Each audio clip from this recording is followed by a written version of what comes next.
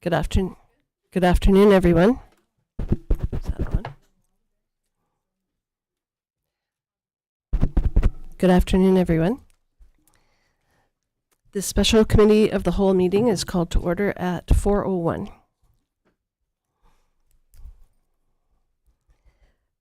The committee of the whole would like to acknowledge the Ucluelet Thought on whose traditional territories the district of Ucluelet operates.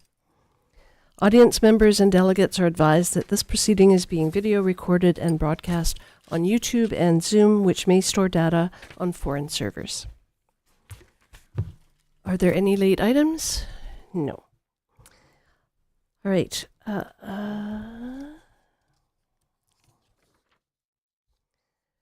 May I have a motion to adopt the November 25th, 2025 Special Committee of the Whole meeting agenda as presented? So moved. Councillor Hoare, Councillor Anderson, all in favor? None opposed, that carries.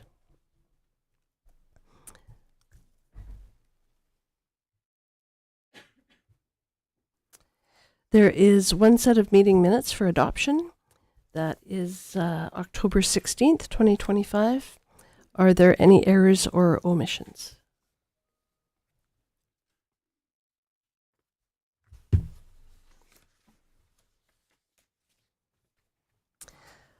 Seeing none, I will move that the minutes of October 16th, 2025, Committee of the Whole meeting minutes be adopted as presented. Do I have a seconder? Second. Councillor Anderson seconds. All in favor? None opposed, that carries. Delegations. WildSafe BC Pacific Rim and BC Conservation Officer Service is here today regarding District of Ucluelet Human Bear Conflicts 2025 Overview, Prevention Response, and Next Steps. Abby Fortune, Director of Community Services, and Sergeant Daniel Exstader, Inspector Drew Mine, Chris Reed, and Bob Hansen will be presenting. Ms. Fortune. Yes, thank you. Through the mayor. Staff have been meeting with WildSafe BC and the conservation officers throughout the year to review the current situation with the wildlife attractants, explore opportunities for improvement, and enhance community education. As part of these discussions, the adoption of the WildSafe Attractant Bylaw has been considered as an additional tool for Ucluelet. But let's get some background going. So what we've got is we've got the conservation officers, Daniel and Drew, and then Chris and Bob will be taking it home with the WildSafe BC and let you know what the plans are. And then when it comes to the information section, then we'll have that opportunity to discuss further and see where council would like to move forward and what that might look like. So without further ado, I'm going to pass this over to our conservation officers.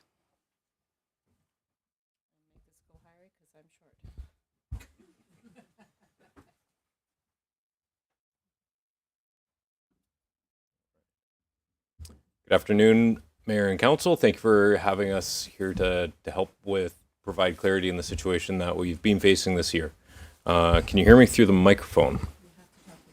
Okay, a little bit closer. There you go. Excellent, thank you. So I'm Sergeant Daniel Exstetter with the Conservation Officer Service, responsible for the Central Vancouver Island zone of our province. And this is Inspector Drew Milne, the officer in charge of the West Coast region, covering Victoria through to Bella Bella.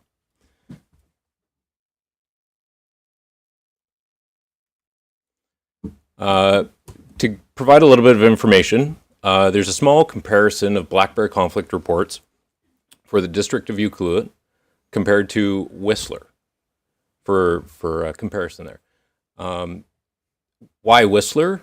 Whistler is another destination community where there's a large transient population. There are a lot of short-term rental housing and a lot of comparable potential issues that Ucluelet can look as an example. So far this year, the number of reports related to black bear conflict in Ucluelet is 268. 104 of those are related to garbage. Number of animals destroyed by the COS so far this year is 12 animals. It's a large number. The District of Ucluelet boundary, within that boundary, 7 animals have been destroyed. At the junction area, 3 of those. Muscle Beach, another animal. Makoa, another animal. Those numbers are all included together to give an idea, as the home range of a black bear can include all of those areas together. So it should be considered as all part of the same conflict trends. In the same reporting time frame, only 131 reports in Whistler. Only 13, so 10%, are related to garbage. Animals destroyed in that time, 1. What's the difference? Some of the steps that have been taken by the community of Whistler in attractant management, in enforcing, implementing and enforcing bylaws related to attractant management, and holding residents accountable.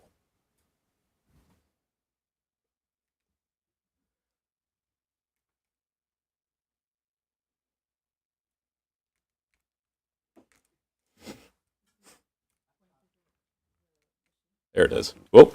Too many. There it is. Oh, too many again. There we go. A lot of people ask the question, well, I called the conservation officers and nobody came. We just wanted to bring up on screen, we have matrices of how we evaluate and respond to different types of reports.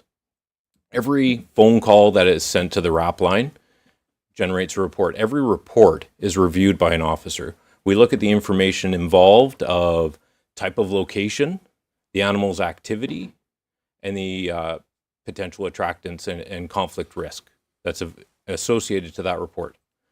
And based on some of those categories, we look, and there's blue, there's yellow, there's green. A category 3 animal, COS, to monitor and may provide education and advice. We have the great fortune in this area that we have WildSafe coordinators, where we can engage them to refer that report for education and advice for lower level reports. Something that has a higher elevated risk, we manage the people and the site. So again, that can be referring to WildSafe, that can be us contacting the complainant directly, that could be us attending. And then category 1 animals is the highest level of risk. And we must take action due to the serious public safety risk or loss of property. So must take action, and that can include making phone call inquiries to neighborhoods to understand what's going on better, working with our WildSafe partners, working with bylaw to see where is the risk, what is going on in that neighborhood, and how can it be mitigated to ensure public safety. And that it can include officers attending on scene, responding to that call, and addressing public safety risk animal. So, and you can see there are 2 matrices there. There's a family unit conflict matrix, and there's a single animal conflict matrix. And we evaluate appropriately according to those matrices. So that hopefully answers some of the questions as to how we respond and why we respond in certain ways that we do.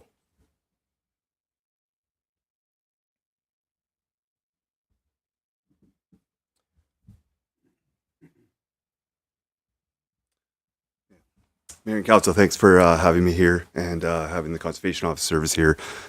Some of the other differences that you'll see within the resort municipality of Whistler and the Ucluelet is the importance of having bylaw, strong bylaws in place, in addition to having individuals that can be in a bylaw position to enforce those acts.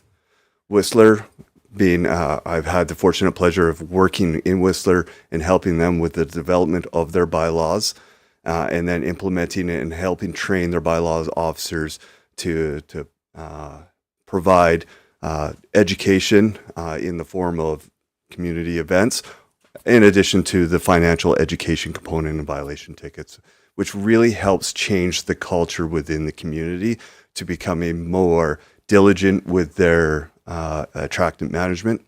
In addition, Whistler has also joined in with the District of Squamish in providing an enhancement level of community service by adopting a wildlife safety response officer. That wildlife safety response officer is an individual who is kind of like the mediator between the community and the Conservation Officer Service. They pay for that individual, where they also have enforcement powers either by the bylaw or under the Wildlife Act from the Conservation Officer Service. So they're a good conduit and a community member. They're 100% within that community and only answer to the community and help with the decrease of human-wildlife conflicts. That's it for our presentation, unless there's any questions from Mayor and Council. Thank you. The Wildlife Safety Officer, that's hired by the municipality of Whistler? Great question, Mayor. Thank you for the clarification. So what would happen is that the district or community, they provide the funding to the Conservation Officer Service, where we then take that funding, provide that individual the training, provide them their uniform, provide them all the aspects to do their job, but it's strictly funded by the community. But they answer to the community. They have to report out to the community with what their work is. But we take on the liability of having that individual trained with us, and they get access to our database systems, as well as direct contact with the conservation officers. Great, thank you. Questions? Councillor Hoare? I think I'm just looking for more clarity on how that wildlife safety officer would differ from the way WildSafe works here. I mean, obviously the funding is different and stuff, but For sure. So they are more of an enforcement arm that have the ability to, if they are named, like a wildlife safety response officer or a conservation officer is named in your bylaw to enforce the bylaws, that gives them the authority to write a violation ticket or a warning ticket under your bylaw, in addition to having the powers or the authority, correction, under the Wildlife Act to issue a dangerous wildlife protection order and or a violation ticket for attracting conflict wildlife. All right, thank you for your presentation. I have a whole ton of questions, but I'll wait and see what the rest of the presentation brings. Thank you. Thank you.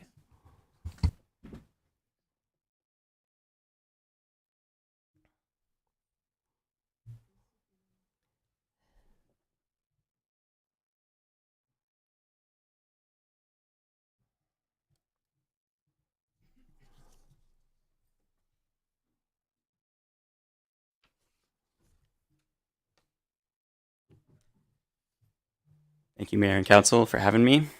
I'm Chris Reed. I'm with WildSafe BC. I'm the new community coordinator.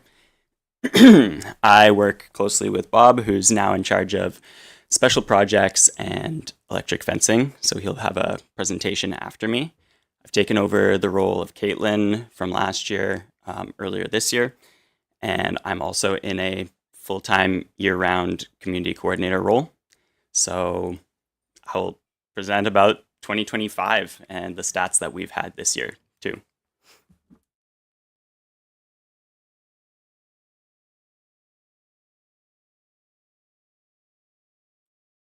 we go. So yeah, on the agenda today, I'll be going over stats, the season overview, some of the activity that I've done, where we see human-wildlife conflict in the area, all the way up from Tofino down to here, both cougars, wolves, and bears, and how people have coexisted or taken steps towards, mitigating that conflict. I'll also go into future prospects for 2026 and then ask about questions. So for those who might not know, WildSafe BC is a not-for-profit organization and charity that is funded by and managed by the BC Conservation Foundation. We are in communities all across BC, and it's about 30, give or take a few, community coordinators such as myself in those communities, hoping to get to the root cause and prevent future wildlife management or future wildlife conflicts from happening. And ultimate goal is to keep wildlife wild and communities safe. So jumping right into it, we have about 400 wildlife reports in Pacific Rim. So that's all of the reports that I've taken. Half of those are from Facebook. Some of them are from people directly speaking to me. Some of them are from the COS rap line. Some of them are from parks. I only take the ones that are of note, and any reports that are of note, I further inquire about for more information and more accurate information. So here we have most of our species listed here that we find. So most of them being bears. That's no new news. We have lots of bears, lots of issues in our community. Wolves, we also have wolves on our land as well. Cougars, they're ever present, but most of these reports, 27 of these 29 reports, were from March back to January, and most of these were not major conflicts. So most of these were just sightings or hearings, and some of them unconfirmed. And then 6 deer. But the big number on the screen is that, yes, 13 bears destroyed, 12 by COS, and 1 accidental in the park. 3 of these were at campgrounds around the junction, so safety risk to visitors and some of the residents around there as they were accessing tents. 9 in communities and homes, whether that be confined spaces or just starting to show that sign of aggression.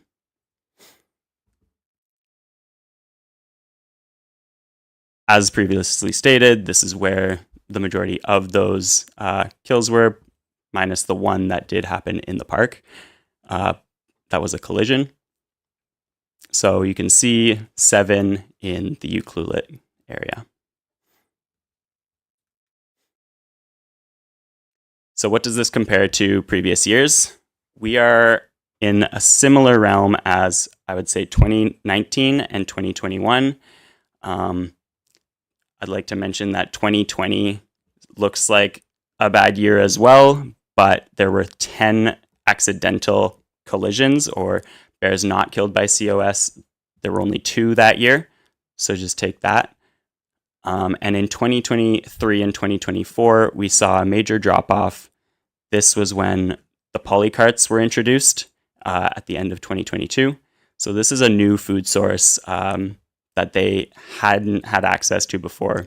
This is where they have to learn how to access these new polycarts. And this is probably a major reason why we had fewer bears killed by COS, but that doesn't mean that there weren't conflicts. As we all know, they progressed to learn how to access those polycarts.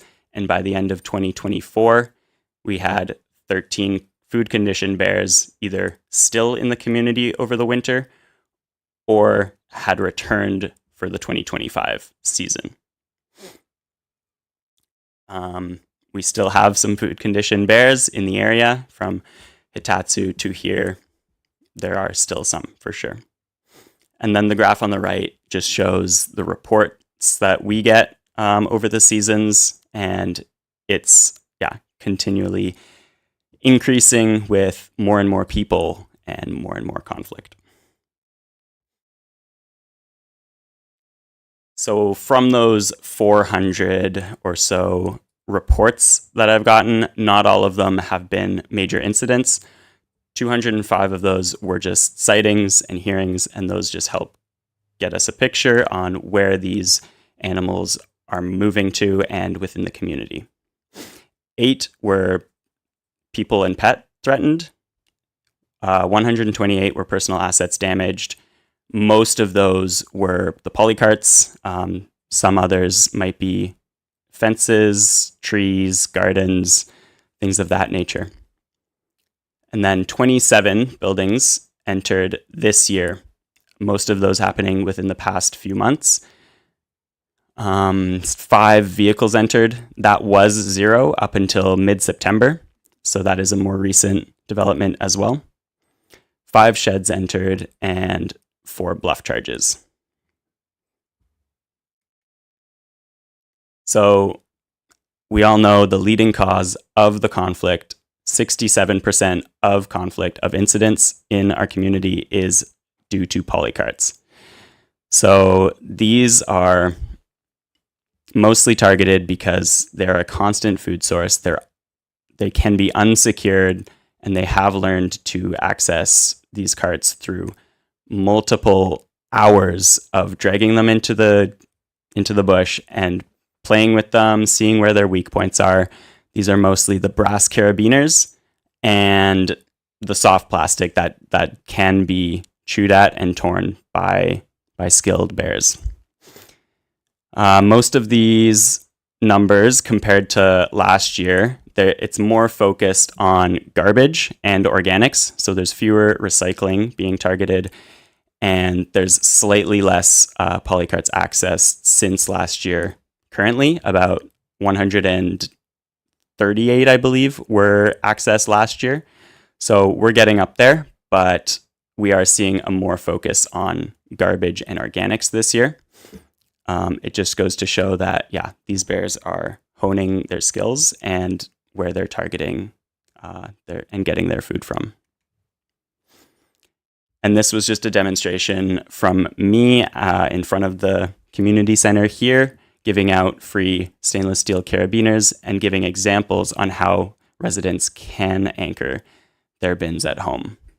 There's tying them to a cinder block, using wire to a fence or another fixed structure. And then there's also these U-bracket clamps that fit bolts through the back of the handles, which is a new development that we'd love to see more of. They're just hard to manufacture.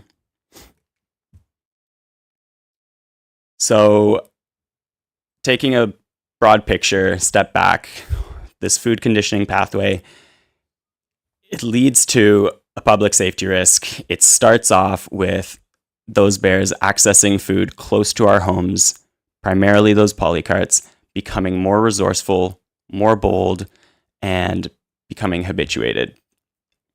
So as they become more resourceful and bold, and they're close to our homes, they learn how to access new foods, and that's why they're entering our garages and our homes. And as these food sources are constant from us, they also become more year-round.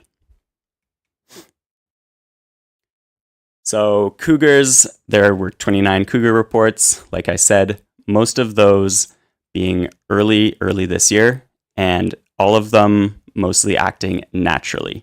So cougars are on our landscape. We will continually educate residents that to keep their pets on leash and in at night is the best way to prevent cougars from entering and creating conflict in our communities.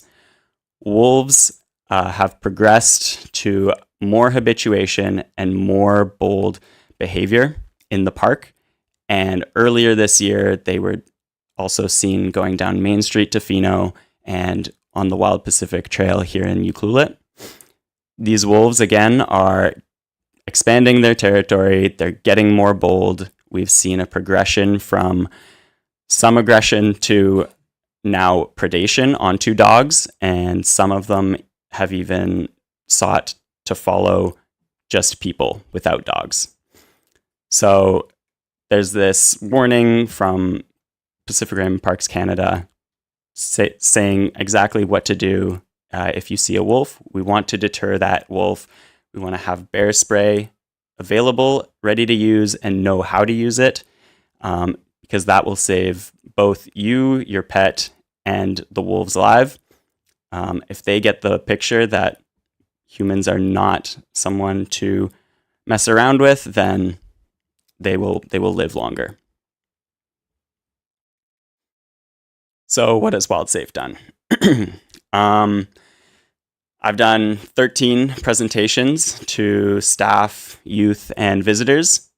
These consist of just training, usually wildlife awareness and safety trainings, 14 display booths throughout the community, mostly at the Amphitrite, well, half of them at the Amphitrite Lighthouse and half of them at various community events. 12 WildSafe Ranger presentations at both of the elementary schools. We've had 6 renewed business pledges and 2 renewed campground pledges. One campground pledge in the works. So I've done an initial assessment and I'm working with them. And then 3 other businesses are also following down that same pathway to become a business pledge participant. And we've also done 14 electric fencing projects. Thanks to Bob.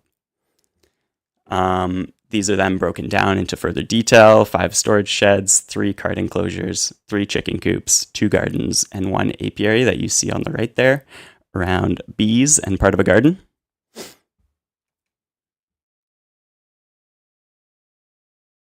And this is just showing that they can go around carts as well. They're a long-term solution that lasts well into the future. It's a great investment. And yeah, a lot of people here are advocating for it and using them. And we have a subsidy program that will hopefully renew next year. So yeah, there is really some good news that has happened and some good improvements that have happened this year. There's been a receival of the resort municipality funding. We've had the 14 electric fencing projects, now a total up to 70 here on the coast. Fewer vehicle and sheds accessed compared to last year. We're getting up to close to the same numbers right now, but I am seeing more and more people securing their sheds, either having electric fencing around it, locking their vehicles, locking their buildings, as well as commercial bins around the entire community are a more bear-resistant version of what we've previously had. So while there are still some user errors of commercial bins being left open from time to time, most of them are self-latch and most of them are being used properly. And we're going to continue enhancing that with decals, stickers on those commercial bins to make sure that continually happens. And we have seen some people using the polycarts in a very effective way. And we even have video evidence of bears trying to access anchored polycarts and not being able to. And so we'd just like to share that information with more and more residents. Looking into 2026, just continuing interest for the business pledge. There is lots of interest out there, and I'm just going to keep looking out for those people who want to take those initial steps. Same with the Bear Campsite program. I've had interest through most of the Junction campgrounds, so I will continue doing that. Also, our region technically ends before Hitatsu, but we are definitely going to keep continuing the conversation with them, working them in, giving them education and the same resources that we do over here. And we're going to continue with electric fencing. We have lots of projects lined up for the future. And I'm hoping to start a neighborhood champion program that basically takes champions in different sections of the community that I've made contact with and a connection with, and hoping that they can be given information so that they can hold their neighbors and their street accountable before bylaw has to. So some of these are going to be repeats, but I really think that adoption of the wildlife attractant bylaw is very beneficial, because while a lot of residents here are very good about wanting to change and help wildlife, and they reach out to WildSafe, and we do a good job of working with them to provide resources to make sure that they're reducing their attractants, some people don't do it. And that's what this bylaw will hopefully enforce. So expansion of business pledge and Bear Campsite program, and we can hopefully achieve Bear Smart status in the near future. Having a program here is one of the steps crucial for achieving Bear Smart status, and I'm very grateful that this community is perceptive of that. I want to continue engaging with WildSafe Rangers and First Nations youth, continue to support COS, Bylaw, and other community organizations, giving them all the information that is necessary for all of us to make informed decisions. And I'll continue working with Bob to give the community resources for residents to secure and anchor and latch their carts. And we can hopefully develop easy understanding infographics for residents, visitors, businesses, everyone, so that you can't get away from the fact that we are in a wildlife community and we have to do something to reduce our attractants.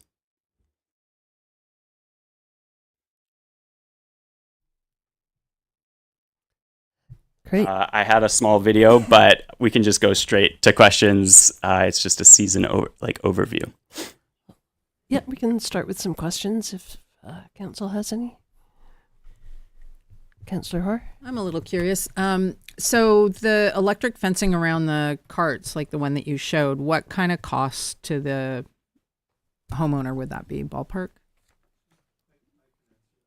Bob would have a better ballpark. But you'll have to go to the mic, Bob, because of Zoom. Yeah, you have to answer at the mic, please, Sorry. because people are watching on Zoom.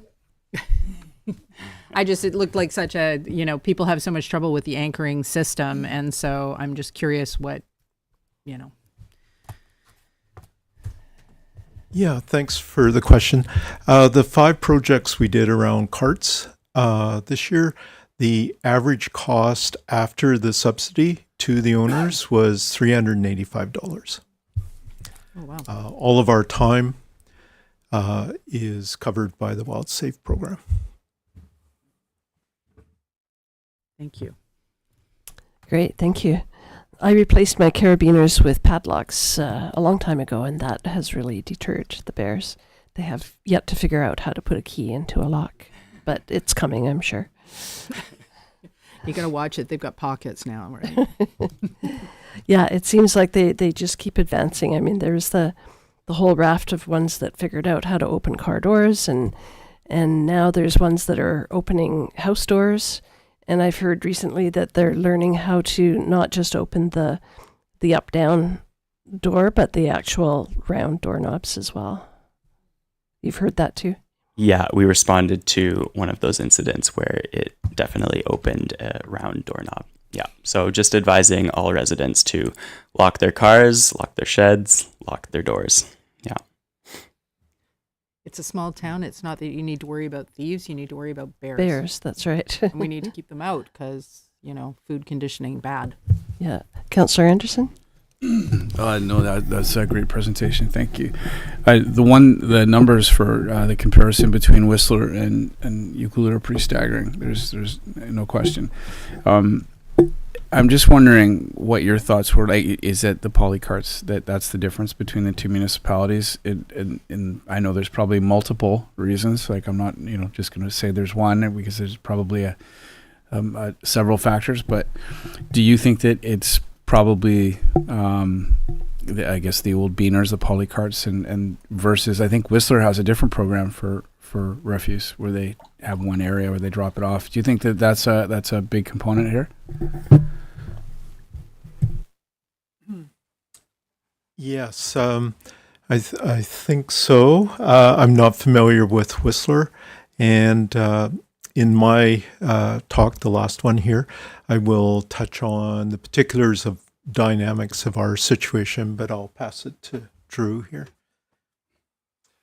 Thanks, Councillor Anderson. That's a great question, and yes, that is one part of the solution is having those central locations where individuals, either that are homeowners or they're the transient population or the tourism, that can drop off their refuse in one location where city services can also maintain that site and keep it clean and clear of any sort of attractant. So that is one aspect of it. In addition, like I mentioned, and maybe I can harp on this, as being an enforcement officer, that is a large component of the solution as well, is providing like the great education that WildSafe and those services do is a big part of it.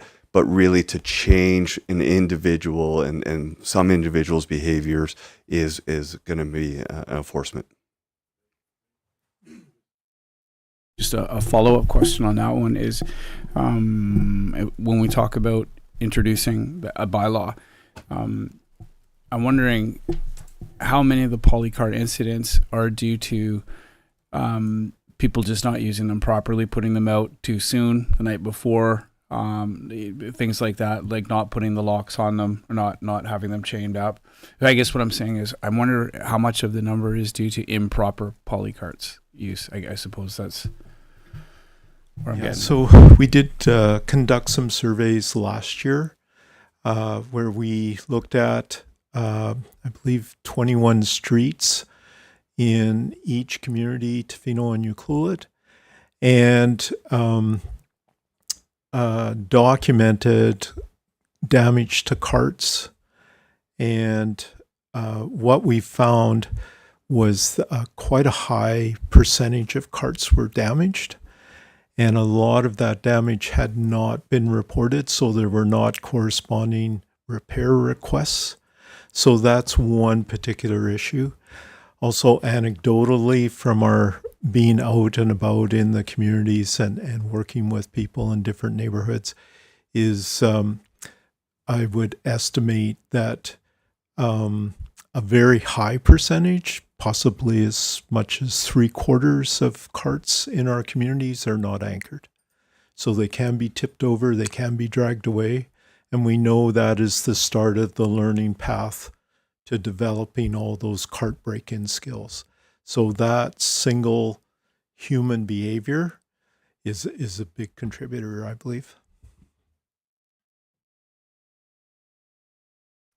Thank you.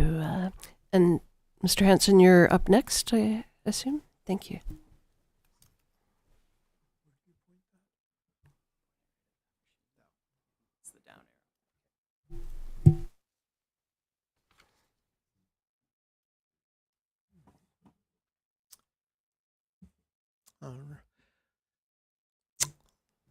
Great. Thank you. Thanks, Mayor and Council, for this opportunity. And I think this presentation will tie in with Abby's and the CEO service and Chris's. And it's the conversation or discussion about next steps and is there a plan? And there is an action plan. As touched on, 67% of the bear reports were around carts and bears. So down arrow.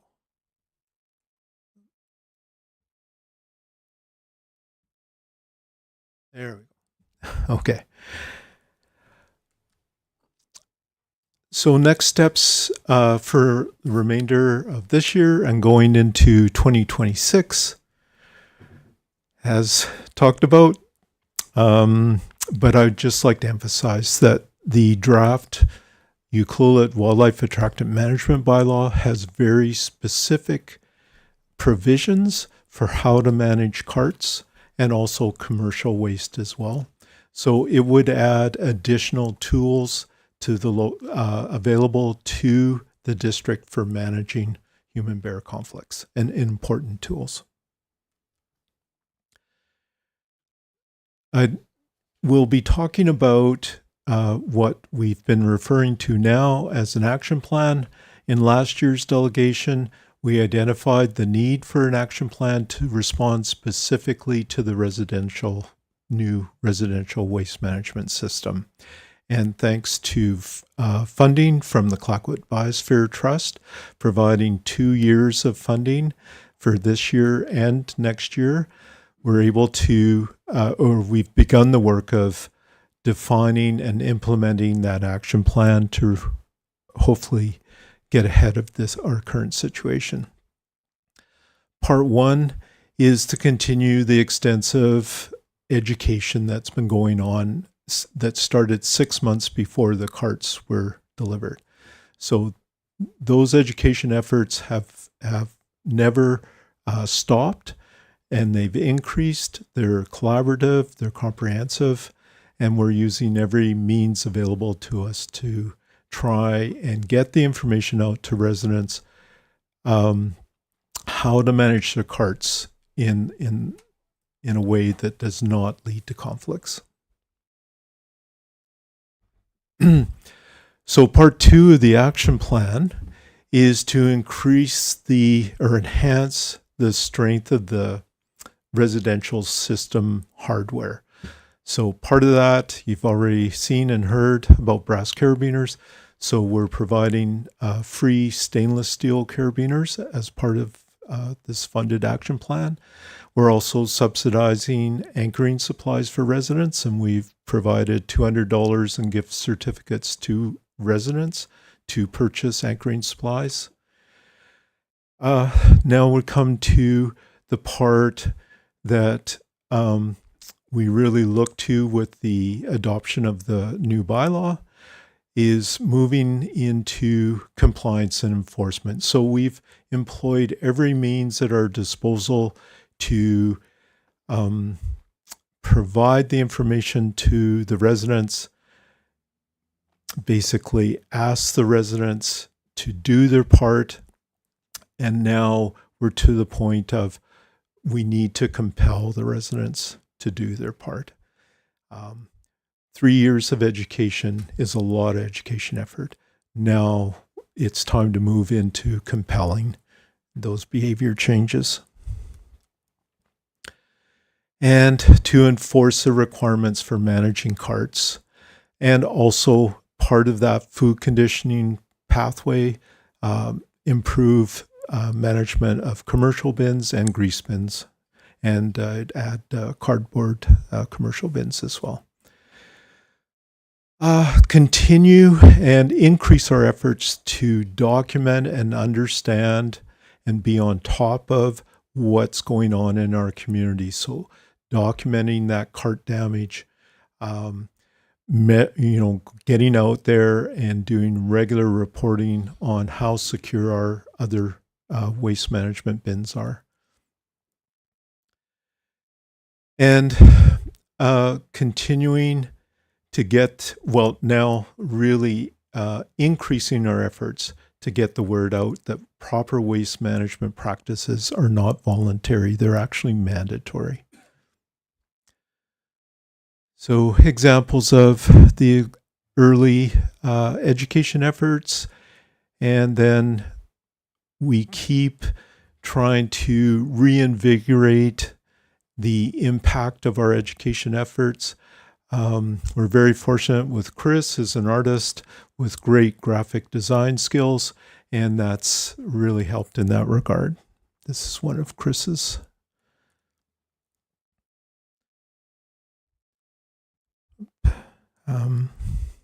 So I can't go back, but we already talked about steel carabiners.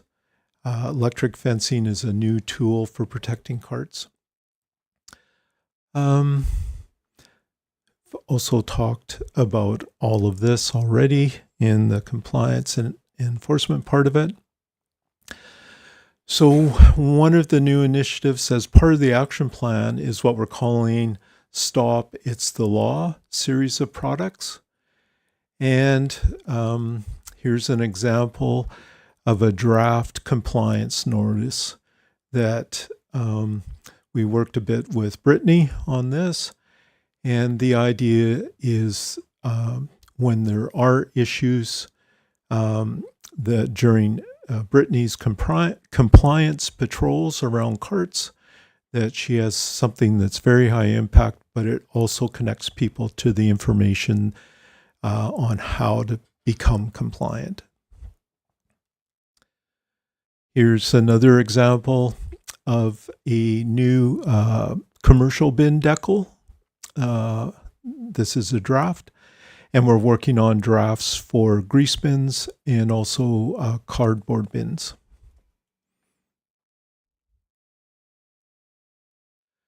So the guiding principles for this action plan is the action plan out of necessity has to be adaptive.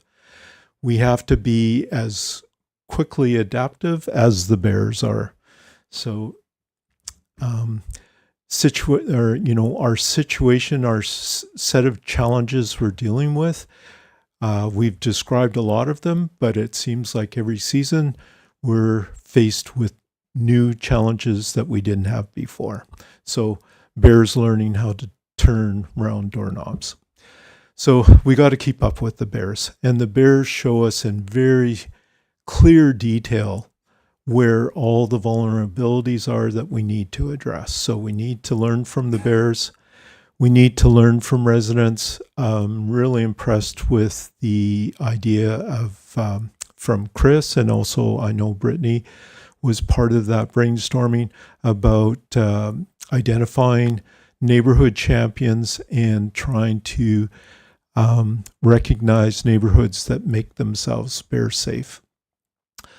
Also learn from others. So I was recently at the 7th International Human Bear Conflict Workshop in Kalispell, and I presented on our challenges and heard from other communities that are having similar experiences. So we're not alone. And one that was very impactful was a keynote talk on the situation in Durango, Colorado. And we're actually presenting jointly with Redfish on December 12th.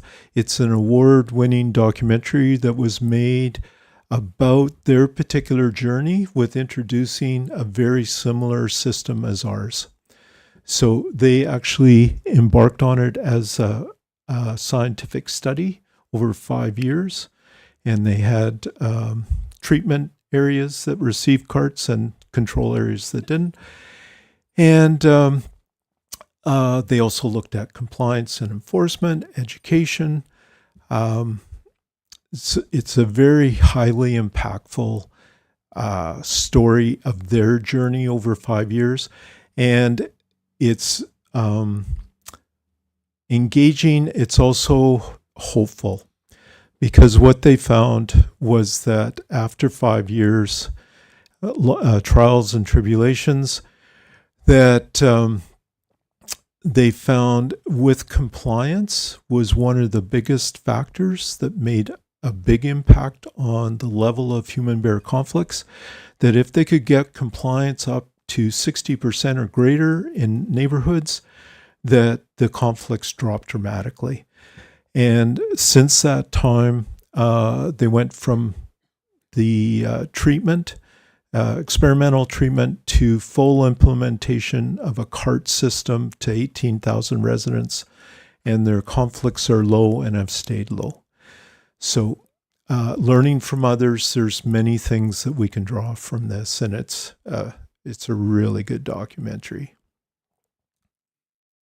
So this is where we're hoping to get to, or where we have to get to, really.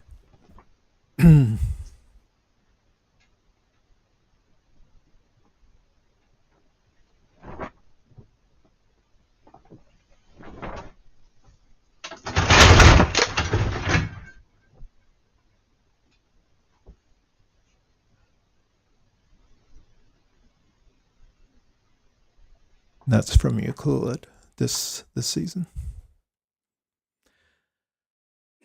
Thanks. Thanks, Bob. Any questions for Bob? Councillor Anderson? Yeah, this is just more of a curiosity than anything, and I always enjoyed asking you these things because you have got a ton of experience here. When it seems like over the years, sometimes the behavior changes. We saw the cars, and it seemed to happen from here to Tofino, and it was just, everyone I knew had their car broken into, and then that kind of died off. And then now we're seeing, like we've had our door latch jiggled, where we're all in the kitchen. We look out, there's a bear on the deck, and we never had that before. My question is this just a natural evolution that you think when you see bears doing this behavior, and does it happen anywhere else, like that had the carts maybe before we had the carts, and this kind of came from the carts, and now this is sort of the progression that you see? Like, have you seen or heard of this in other places?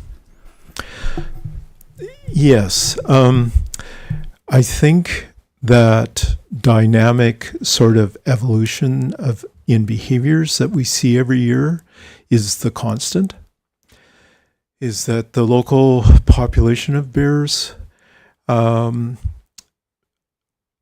sort of adapt to whatever reality they're presented with.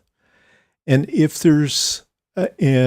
there are ways for them to adapt that works in their favor, that they explore and look for those opportunities, and when they find them, they exploit them. So it's a dynamic, ongoing process, and that's the constant that we have. Is we're always going to be a little bit on the back foot, but we have to keep trying to get ahead of it. And the trying to prevent that learning path to food conditioning is the whole game. That's the whole game. If we can, like, keep our doors locked and keep our vehicles locked and not keep pet food in the cars, we saw that behavior stop. Now, but with highly food conditioned bears in a couple of years with not many car incidents, and all of a sudden it's starting up again. So, it's preventing food conditioning.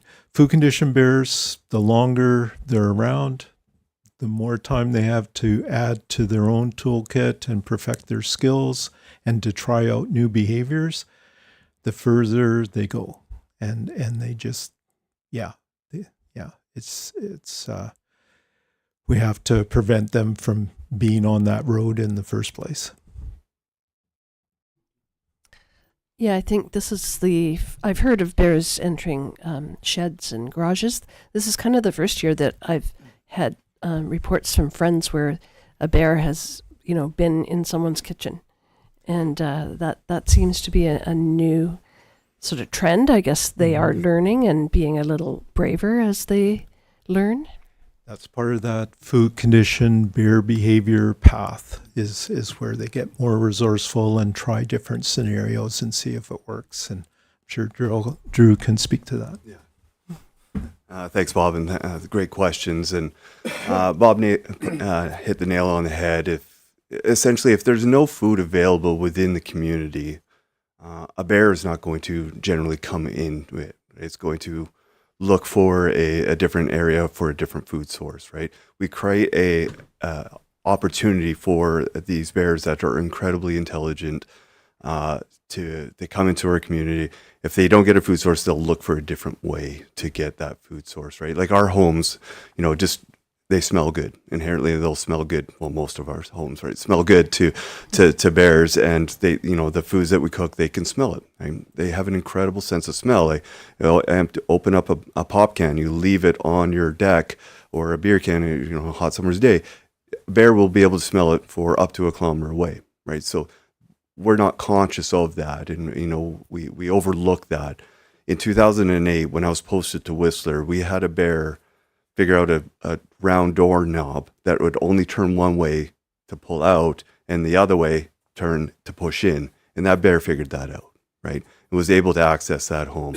I had another bear where a sliding glass door window was able to figure out to push and then up and then over to get into that house. If we don't allow those bears to come into the community to get a food source in the first place, we won't have the issues of the bears trying to explore our homes, right? Again, we want the public to remain safe, but at the same time, just like what Chris said, we want to keep these animals alive by keeping them wild. So let's not let them become domesticated or food conditioned and habituated to people. Yeah, that makes a lot of sense. Thank you. Any other questions from council? All right. Well, thank you for your presentations. This is a bit of an odd agenda because we're going to hop over to a completely different topic, and then we're going right back to bears after that. It's just the way the agenda is laid out. All right, so there is one report on the agenda today titled Municipal Alcohol Policy, and it will be presented by Abby Fortune, Director of Community Services, and Faye Massar, Island Health.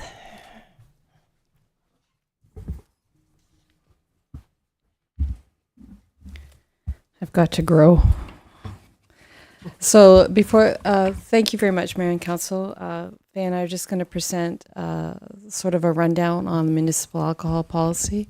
As you have heard some information on this over the last couple of years, and we're just trying to move this project forward. So without further ado, I'm going to start with Faye, and then I'll pop in and we'll go from there. Faye, you want to start? Do you have our presentation? Is it Florence? Flo? Awesome. Thank you so much.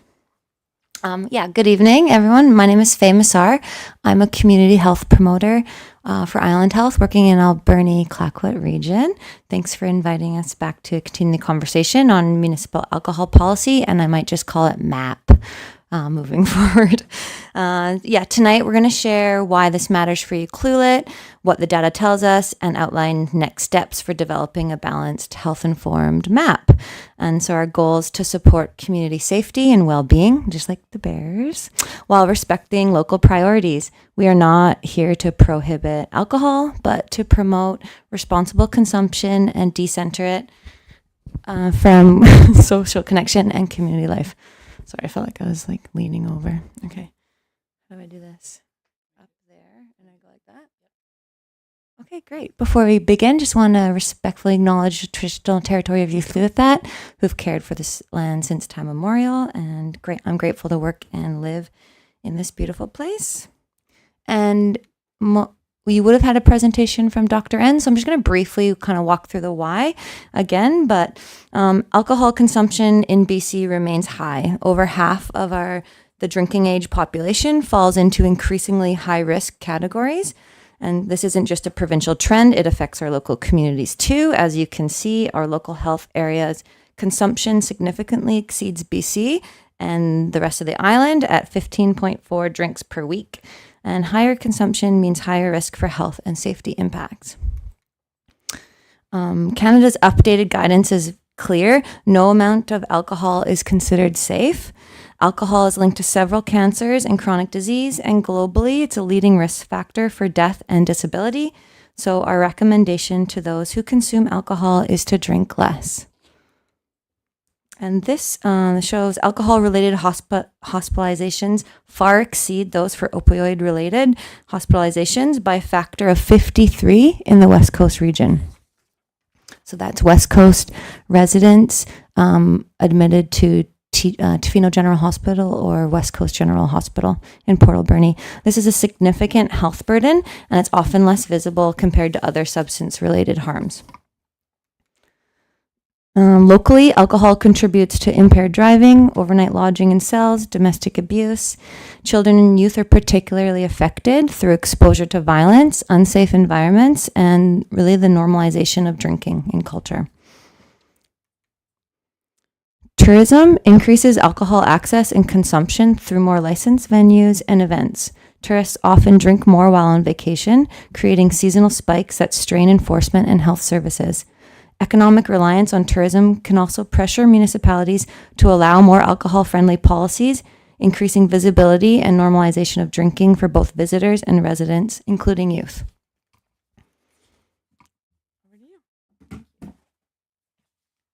So the next question is, what can we do?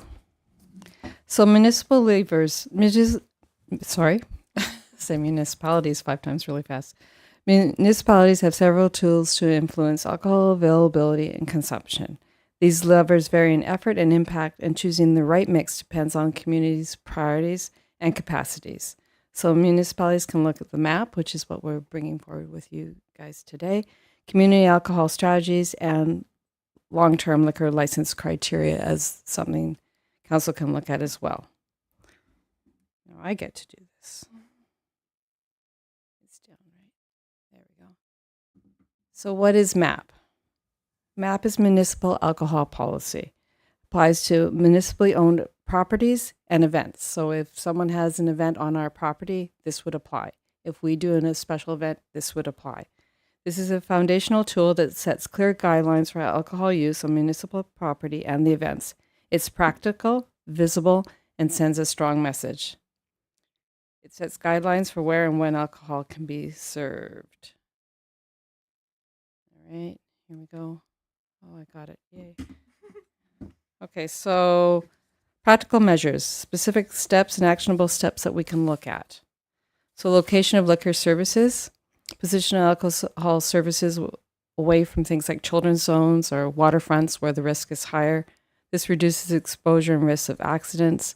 Event location considerations, proximity to schools, playgrounds, residential areas, security and safety, trained security staff, clear protocols, signage requirements, visible signs about health risks with cancer, with pregnancy. Drink ticket system, so you don't get 200 tickets when you go up to buy tickets, you get 4. Something we do with Yuki Days right now. And space out the consumption so it's not rapid consumption. This is very much a proven harm reduction strategy. And of course, encourage food, non-alcoholic consumption. And these are all things we've been working towards and doing recently. These measures are practical, enforceable, and send a clear message. Did I do that right? Okay. So the goal is a balanced approach. We're not saying we're going dry. We're just saying how can we promote responsible consumption, reducing safe alcohol prominence, and enhancing safety. So this will exist in conjunction with our special events permits. So I'm just going to give you guys a copy.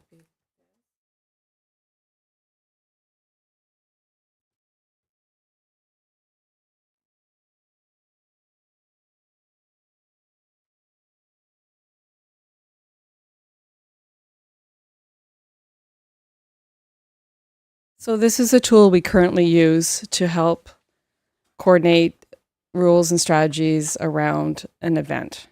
So what we would do is we would tie the map into this process so that that becomes one of the things we're trying to do is normalize socially how things are playing out. So next steps. So one of the things that we're looking for from council is a little bit of where would you like to see the level of public input and stakeholders consulting with council beforehand.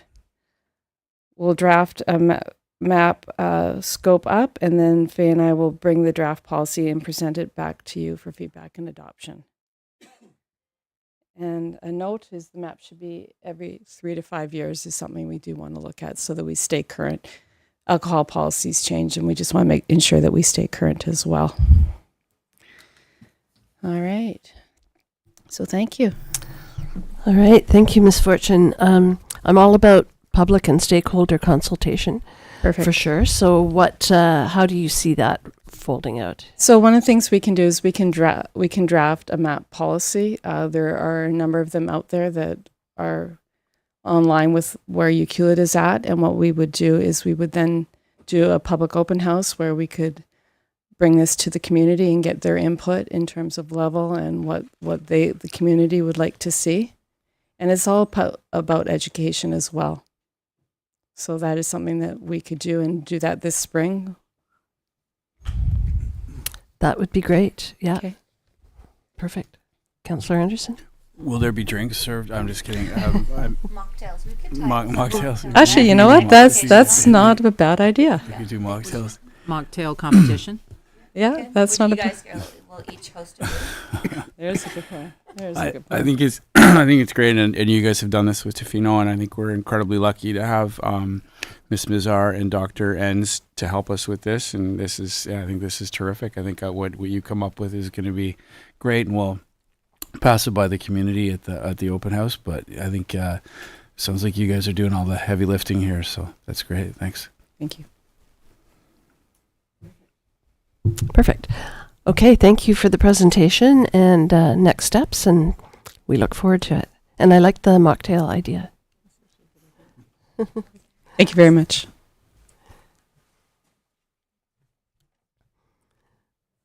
All right, we have 2 correspondence items on the agenda today. The first item is from Robin Mayer regarding bear safety and garbage pickup. we have seen this one before, and we have also forwarded it to the ACRD, which put it on their agenda as well. The ACRD did have a West Coast Committee meeting October 7th, and there was a delegation from WildSafe BC then as well, with a pilot project to reduce human-bear conflict, and they came up with a strategy to hire someone potentially part-time to attend meetings and to implement work orders, cart replacements, and repairs. Bob, do you want to speak to this one? Do you know if this one has been happening with the ACRD?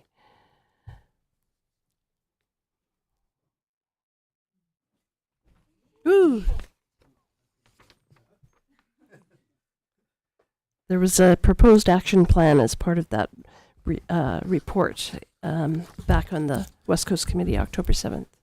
Okay. Yeah, I believe that is the action plan that I just presented on, and the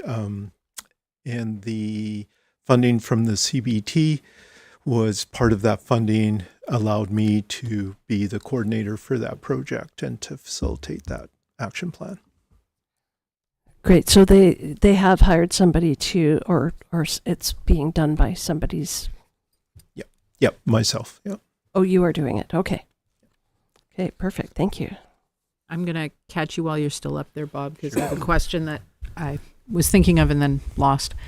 You mentioned that you'd noticed a number of damaged carts that had not been repaired or replaced. Do you think, and obviously a damaged cart might be easier for a bear to get into it on a second try.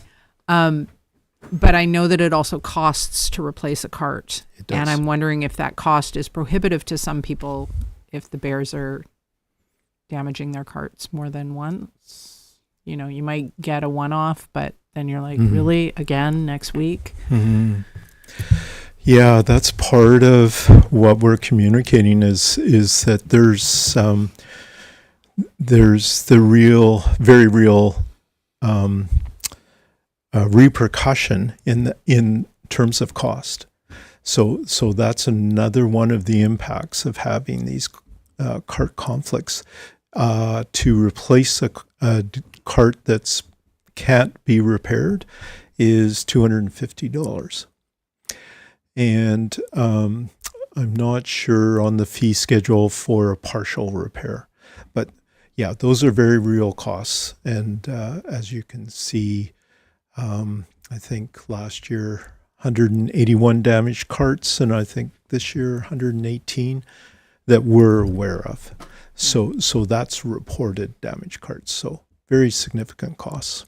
Yeah, and that was part of the reason why I asked the question on the electric fencing was I'm like, in comparison, like it costs less than 2 carts basically to get a fence put in. Exactly, and I think it's the first projects have been for businesses and staff houses and stratas. So it really is a very sensible investment in a long-term solution. If you have a staff house that has quite a collection of carts and high staff turnover and all those sorts of things, so it makes a lot of sense. Thank you. Thank you, Bob. The second correspondence item is from Clayoquot Biosphere Trust regarding human-wildlife coexistence opportunity, and this is regarding Lot 13 with the 33 new homes that are going into that little subdivision. And could we have a potential go around, like not have each person have a cart, but potentially have a system more like Whistler, where there's 3 receptacles that those residents will input to. And I thought that was a really unique idea. I don't know how staff feels about that. Mr. Harding, is that something that that could Thank be you, Mayor. implemented? Yes, I appreciate that letter also. And so I reached out to the developer and talked about some options. They're eager to work with us if could possibly be a pilot project, and thinking maybe work with the organizations that are speaking now, with the conservation officers, and see if there's something we could look. One, it would also be, each of those units are very small. They're not going to have a lot of storage space either. So it might be something that we look into and come back to council as an idea of a pilot project. We'd have to work with ACRD also in the sense of how that would work. So it'd be different than the traditional single family home pickup. I think there's some options to look into, at least a pilot project. Okay, great. So you've been in touch with the developer and he's willing to work with us. That's great. I thought it was a great idea. Thanks for the letter.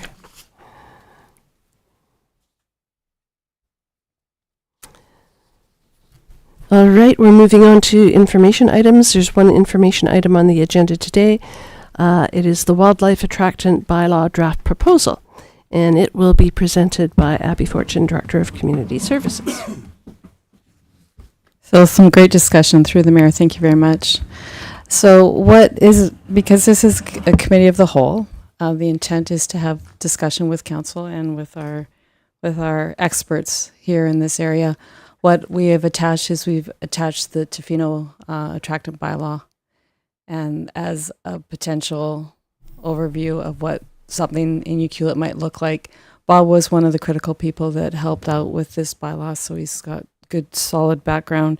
And under the overview and discussion, we would look at treatment of refuse, the containers, which has been a big part of the conversation here, commercial requirements, fencing, collection parameters, general requirements, order to remove wildlife, attractants, authority to enter, exemptions, offenses, penalties, enforcement, which is a big part of what we've been hearing today. And some of the schedules could look at commercial refuse container requirements or wild resistant enclosure for containers. We do, I think, from what I've been hearing through the mayor, is the desire to become a Bear Smart community. And this is one of the steps, and one of the steps would be to have a wildlife attractant bylaw. And so for discussion purposes, I'm going to throw that back to council and see where your interest lands. And then we would bring forward a report around what direction that you provide us with. Great, thank you. Questions for Ms. Fortune?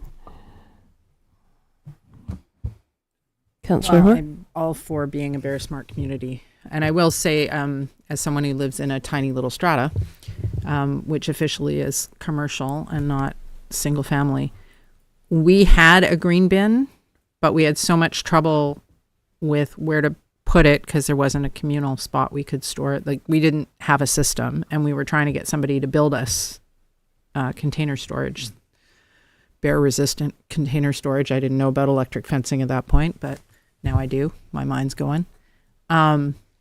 But we actually just stuck with the commercial bin, even though we were allowed to not use one of the big bins. And people were like, oh, it's unsightly. It's like, but the bears don't get into it and it gets locked. And so we haven't had a green bin the whole time that this has been going on because of that, because we just had too much trouble. And so I would love like a better system. And I like the idea of pilot projecting it because admittedly, I will take my green bin to my boyfriend who has single family pickup and has a green bin, but I am that person. But I know that there are a number of commercial places that are like, do what we do, which is not separate our greens, because it's difficult, and trying to keep the bears out of it it's problematic. And small places that don't have somewhere to store it, or people say keep it in your freezer. Well, you've got to have freezer space. Anyway. So you separate your recycling, but the compost and garbage all goes into what I would call a dumpster. Well, we used to have a recycle bin too, but now we just made it so everybody has to go to the recycle depot with their stuff. Because we were having problems with people walking along the street putting their garbage into our recycle bin, and then the bears and other animals were getting into it. And we just, so now, yeah. And I'm not a fan of it, but that's just been the solution we got stuck with. Interesting. Trying to just keep eight different families basically on track was hard. Herding cats. Right? And Ms. Fortune, is this bylaw, does this affect commercial businesses as well? Yes, I believe so. Bob, yes? Yeah. So it would give the commercial businesses some parameters as well for compliance, as well as what they require for their dumpsters. Perfect. Bob, if Yep, go ahead. you want to expand. Personally, I'm all for a system we can make work, because I'd love to be separating the greens out in my little home too. Specifically to your situation, are you familiar with Rain Coast Strata? Is it on, I always confuse, St. Jake's. They have 40 units, and so right as soon as the development was finished, they identified the need to manage their waste in a bear safe way. So it has a 8-foot high chain link fence that enclosure, and then we mounted electric fencing on that, and there's a commercial bin for garbage, and then there's room for all the carts. So there's recycling and compost, and it's been 2 years now, and it's been highly effective. So if you had a chance to walk up that way and have a look, that and in regards to the bylaw, the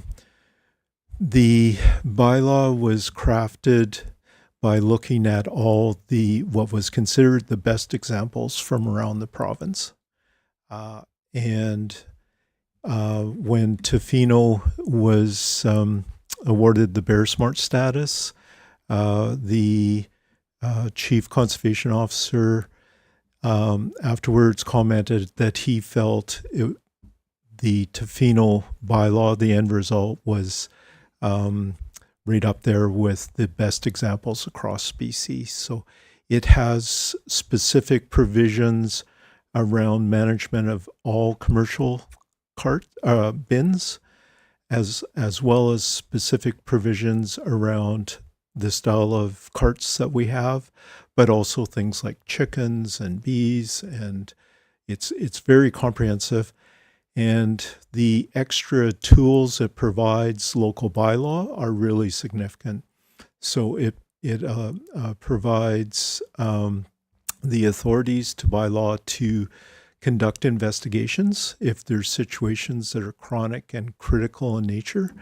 It provides them with more tools to use, and the fines section are significant and can be applied daily for a continuing offense. So there's some real powerful tools in that bylaw.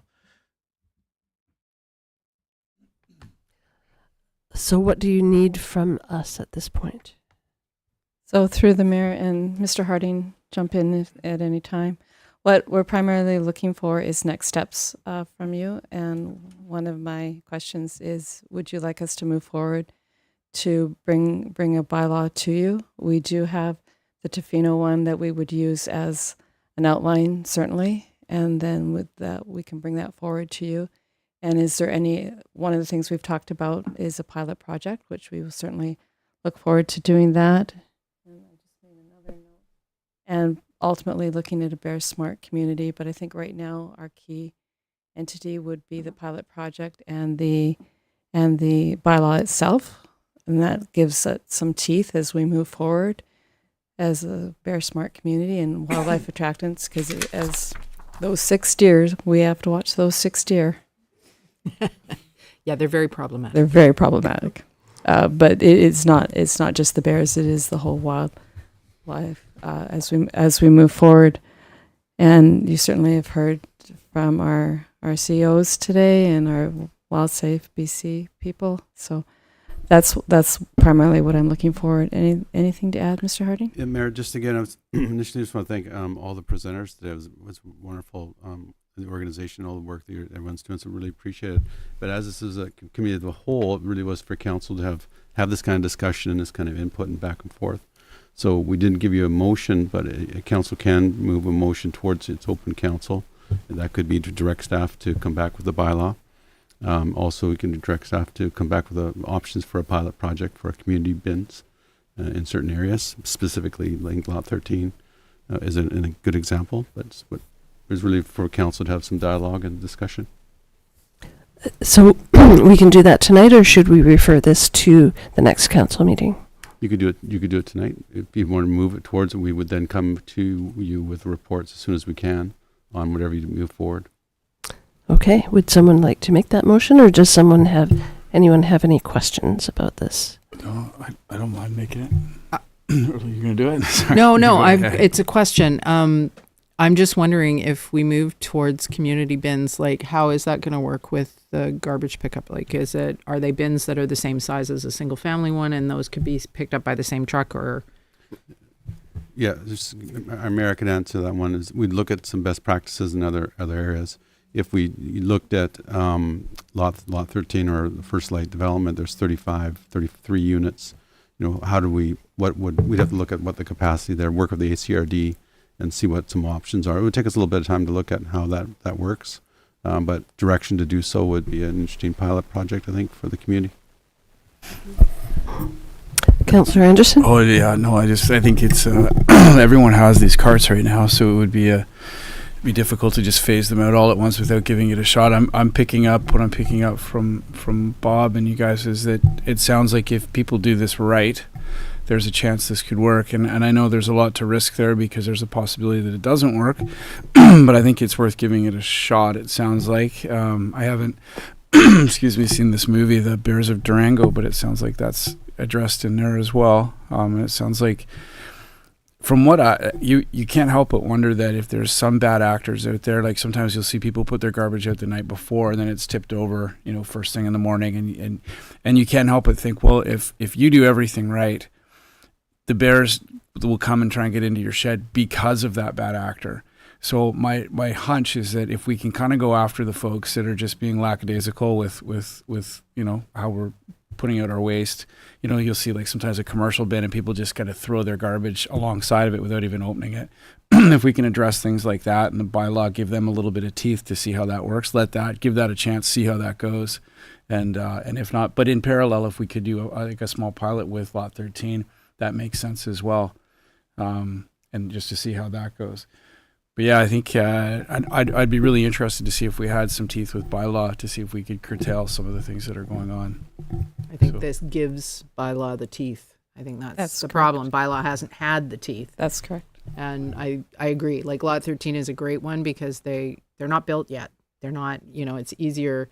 Part of the problem with my strata is that it's where do you do it after the fact, like 20 years after the fact. So getting in on the kind of ground floor for Lot 13, I think would be a brilliant pilot project to do a community garbage system. So I think I'm hearing yes for a draft wildlife attractant bylaw, and yes to a pilot project with First Light Lot 13.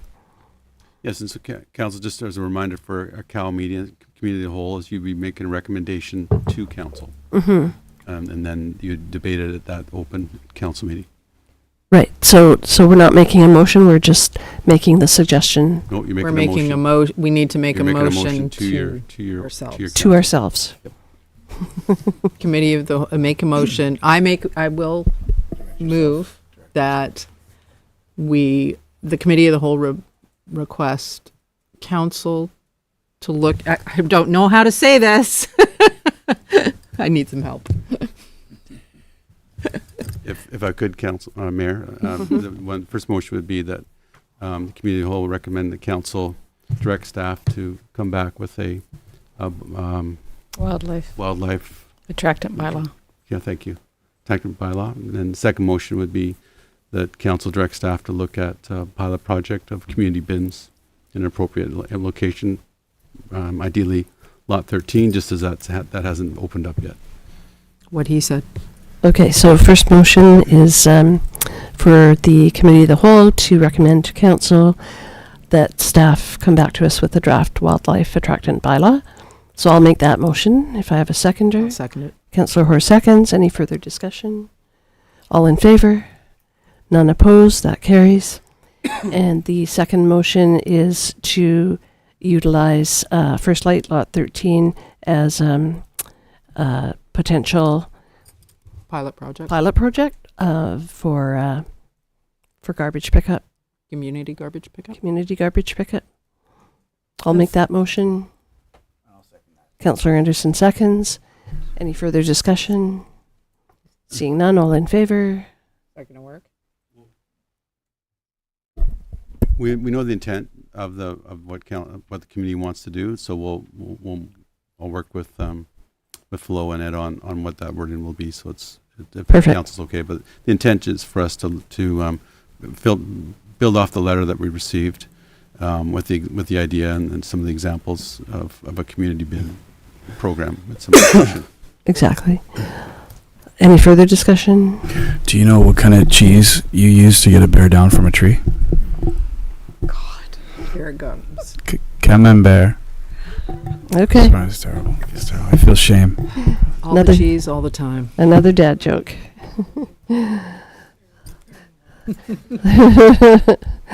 Okay, you lost Rebecca on that one. Run away. Thank you, Rebecca. Okay, all in favor? None opposed? That carries as well. Here all week because we tie you to the chair. I just had one that was introduced, and again, as it's a committee of a whole, it'd be interesting for some discussion, and maybe the conservation officers can come back. Is the program of the program you mentioned of a community contributing to a local person to do it? I'm wondering if council did the committee want to talk any more about that, because that would also be something we'd have to direct staff to come back. Oh, the wildlife safety officer position? Mm-hmm.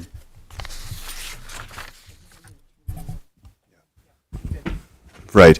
If I could just elaborate, Mayor and Council, about how that position is and just the parallel how it actually is working currently in the Sea to Sky country. So Whistler and the District of Squamish both contribute 50% to this position. So that one individual is based in that community, has contact with both municipalities, or the resort municipality in the District of Squamish, and has the authorities. She has the authorities to write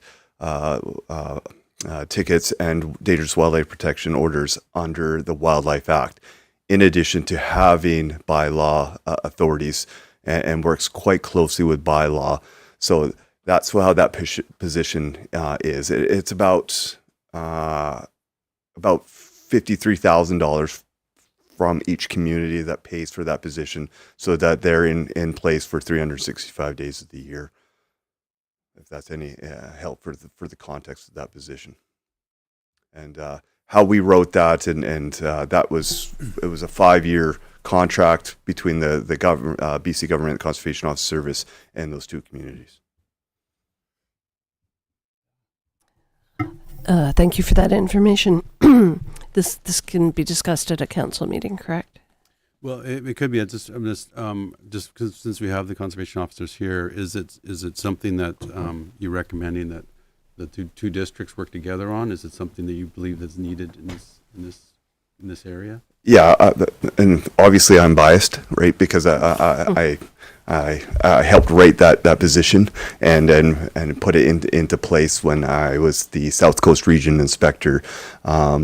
So I just wanted to throw that out there. But we do see a great, that great collaboration between those communities and the Conservation Office Service. So you have that conduit, that person that's in your communities that you can reach out to, so that if any questions you have for him, her, or she, that you have that right there and then, rather than try to reach a conservation officer like myself that is carrying control of Victoria to Bella Bella, and that could be anywhere in between. We're there, right there for you. So does that help? Yeah. And would you be willing to share that job description with us? 100%, yeah. Okay, that would be very helpful. Thank you. So, Mayor, again, as we're going into budget year, and if it's something the committee would want staff to explore, again, it would be a good motion to forward to council to include for staff to look at, if it's something that the committee would like to explore more. So you'd like a motion on that? Only if the committee would like to. Okay, I'll make a motion that staff explore the possibility of a wildlife safety officer hired potentially by both communities, and with the understanding that a job description will be shared to us from Inspector Milne, and include that in the budget process. I'll second. Thank you. Any further discussion? All in favor? None opposed? That carries. I think looking at those numbers, I think we're there. I think we're at that point where we need that. There's almost enough bear interactions that, if we could just get $1 for each bear interaction, Yes. we'd have a little bit of money. Yes. Cool. Thank you. Okay, we are now moving on to question period. This is an opportunity for the public to ask questions and comment on matters within the council's jurisdiction. Are there any audience members that wish to address the committee? I think, nope, not. Are there any members of the public attending by Zoom or telephone that wish to address council? No, Mayor. And have we received any emails to communityinput@ucluelet.ca? We have not. Okay, then I will move that this meeting is adjourned at 5:32.